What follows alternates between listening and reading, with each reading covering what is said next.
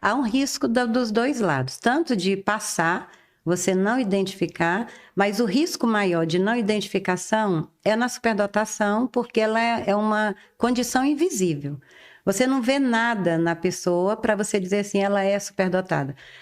E, aliás, tem uma visão, aquela visão errada do talentismo que a gente fala. Você faz o que de extraordinário? Eu não vejo nada de extraordinário, então você é superdotado, não pode ser. Isso é totalmente equivocado. Então, aí caminha para o lado. Tem muita intensidade, crises emocionais, sensibilidade demais, perfeccionismo, autocrítica exacerbada. Não é superdotação. Então, você tem alguma dupla excepcionalidade. Porque saiu do padrão, porque o problema é olhar comportamento. A gente não pode olhar comportamento.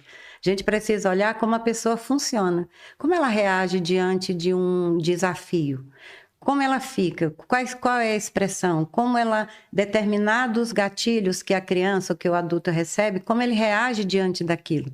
A forma de reagir, você consegue identificar se ali tem uma intensidade da superdotação, dependendo da forma, a gente observa isso na avaliação, quando as crianças têm um momento que é de experimentação livre, que a gente entra no mundo deles para eu conhecer como ele funciona, como é que ele é protagonista dele mesmo na avaliação. Mais disso aí. Tem os dois momentos que eu faço quando eu avalio. Esse, que eu chamo de experimentação livre. A criança chega, eu vejo do corredor como ela vem chegando, como ela me recebe. Eu vou fazer gesto de abraço para ver como ela se joga, ou como ela fica tensa. Tudo isso eu já vou observando. Se ela fica atrás dos pais, se ela brinca, se ela já entra. Aí, quando ela entra no consultório, eu vejo para onde ela vai, que cores ela pega, tudo. E aí, nesse primeiro momento, eu entro na vida deles. Eu esqueço tudo, eu não sou especialista ali. O especialista é a criança, ela que vai me contar pelo funcionamento dela, e o adolescente também, eles vão me contar como eles pensam, como eles veem um lugar diferente, alguém... E aí começa, eu vou vendo a mudança. Será que ele fica sempre num lugar só? Ou será que ele circula, ele tem uma alternância, porque minha sala é formada por cenários. Ele muda de cenários, um cenário é construção, então tem legos, materiais, outro é sensorial, o outro é de pintura. Então eu vou vendo, ele muda de cenário ou ele só fica em um? Tem criança que fica ali, eu aqui venho com as coisas, ele não sai mais. Qual que é a idade média de criança assim, que vão? A partir de 2 anos e meio eu já recebo, porque quanto mais cedo você avalia, mais tempo de plasticidade cerebral você vai ter para interferir positivamente e evitar problemas, até na vida adulta, né? Então, quando vem 2 anos e meio, você já vê, a criança ela se mostra muito, ela é muito espontânea, se ela se sentir à vontade, conseguir se conectar. Aí tem a passagem para os testes padronizados. Aí a gente conhece profundamente esta criaturinha. Na passagem, a gente já começa a entrar com um grupo de testes, aí eu já vejo o tipo de rejeição, pensamento divergente, como é que ele lida com atividade estruturada. Assim, que é organizada, tem sequência. Uns olham assim, tem nem perigo de eu fazer isso aí eu vou mudando. Às vezes o teste vai junto, por exemplo, uma coisa que é muito interessante, o superdotado não faz uma coisa só, e isso é muito confundido com o TDAH. Ele tem a atenção compartilhada muito ativada pela própria constituição cerebral dele.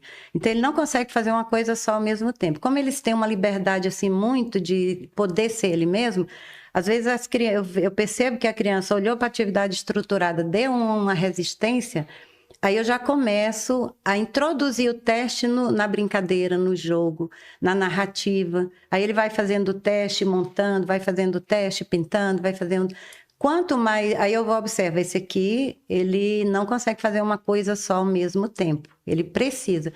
Movimenta, começa a andar, não senta. Aí eu vou pegando todas essas nuances para a gente ver. E aonde que tem prejuízo? Por exemplo, só para você ter uma ideia desse diagnóstico diferencial, né? Que eu recebi uma criança com diagnóstico de TDAH e tomando remédio, uma medicação para TDAH. E aí eu pedi para a mãe se conversar com a médica, já que esse tipo de medicação não era aquela que Ela é a medicação que tem um tempo, 24 horas de atuação. Depois, então, conversa com a médica, vê se tem algum risco dele não vir com a medicação na sessão presencial. Entendi. Eu queria vê-lo assim, ao vivo e a cores, para ver se tem, mas só se a médica autorizar. Se não autorizar, se tiver qualquer risco, não tem problema. Eu vou saber distinguir o comportamento. Mas a médica autorizou, porque era essa medicação que não é tão arriscada de ficar, né, em lacuna. E ele veio. Foi uma coisa assim, fora de todo o padrão de comportamento que eu já vi.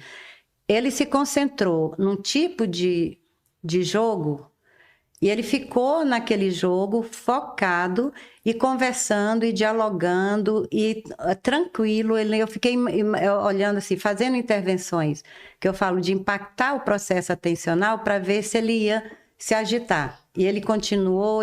Aí eu vim com um teste. Quando eu vim com o teste, ele começou... Aí ele continuou totalmente focado no que ele estava fazendo, construindo aqui, construindo ali e respondendo.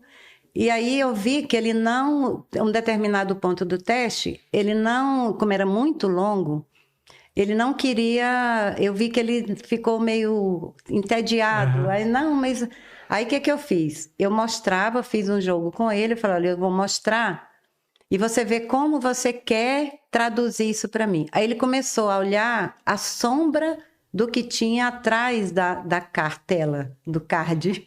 Aí ele olhava o que tinha atrás do card, fazia uma conexão com o que tinha na frente do card. Ele enriqueceu o teste completamente. Eu falei, esse menino não tem TDAH, que o processo atencional dele, o nível de foco, de concentração, totalmente funcional. E ele ficou, porque a minha sessão é estendida exatamente para eu ver até onde eles conseguem. A minha sessão é de 2 horas e meia consecutivas. Que legal, isso é E bom. geralmente eles não querem mais sair. E ele ficou às 2 horas e meia focado, realizando tudo, a criatividade absurda. Depois, na área da evolutiva, eu falei para a mãe, olha, não tem o menor risco desse menino ter TDAH.